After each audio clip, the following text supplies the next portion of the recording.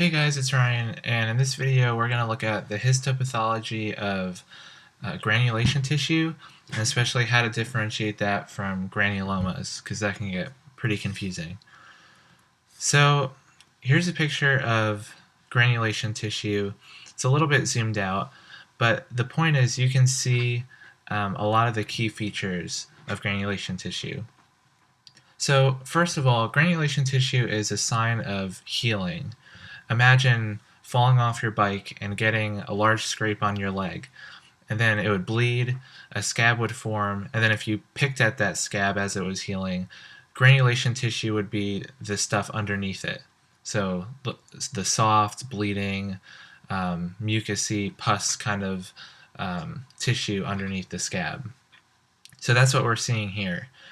And in terms of a granuloma is a sign of inflammation. So you have a persistent pathogen or inert material that your body can't get rid of.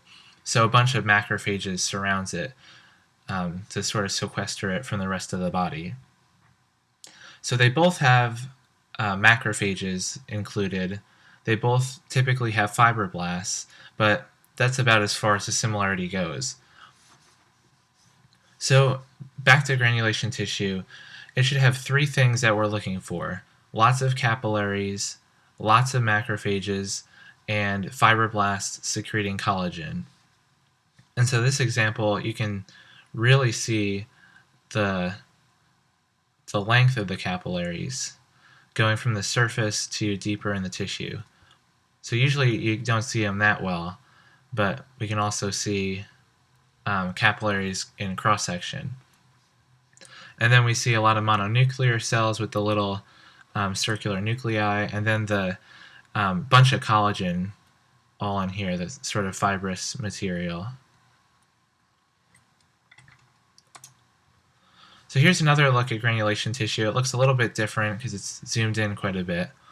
But here we see, you can see capillaries again with the red cells inside as a helpful way to differentiate them from lipid droplets. And there might be another one. And then there are a bunch of macrophages. Here's another one. And then fibroblasts might be a little bit harder to see. You can obviously see the collagen with the, here's a good look at the strands of fibrous material running through here. This might be a fibroblast because it's a lot longer, and you have collagen sort of coming out either side of it. Maybe down here, this could be one. But again, it can be hard to tell what's a fibroblast and what's not, but you can see at least the collagen running through it.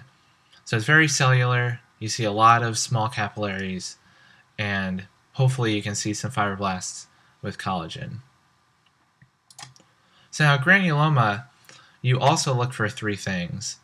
You always need to identify it in the context of some larger area.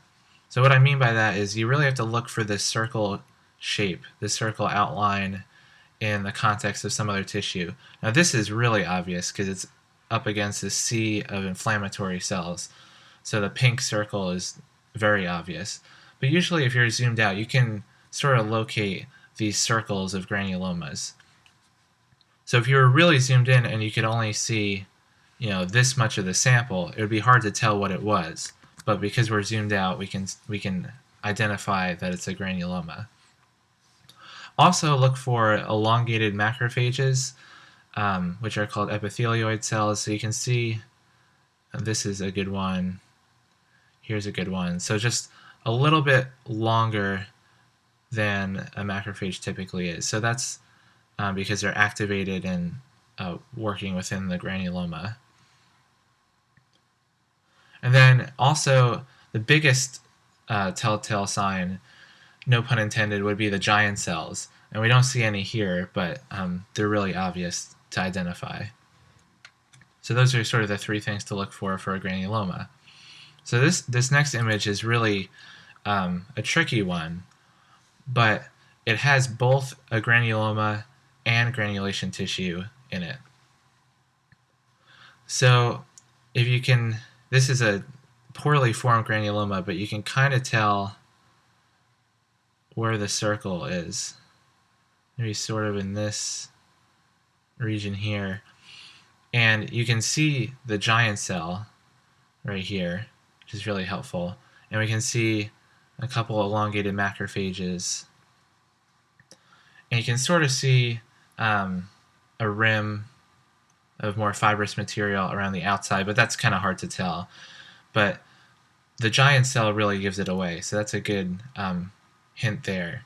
And then over here, we have a whole bunch of capillaries, a whole bunch of small capillaries, and a whole bunch of macrophages, and looks like some other maybe plasma cells and lymphocytes as well. Here's another capillary, and it's a little bit harder to see the collagen. This is a little bit more cellular, but you can see some fibrous material weaving through here, up through here too. So this one's a little bit harder of an image, but it's good practice to locate where the capillaries are, where the giant cells are, where the big landmark features are to differentiate between a granuloma and granulation tissue. So I hope this video was helpful. Thanks for watching, and I'll see you all next time.